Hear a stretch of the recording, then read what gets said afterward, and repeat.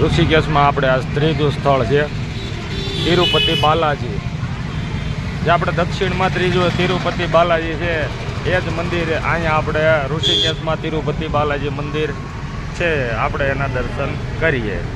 તો ચાલો, અમારા મેમ્બર અહીંયા આવેલા આવે છે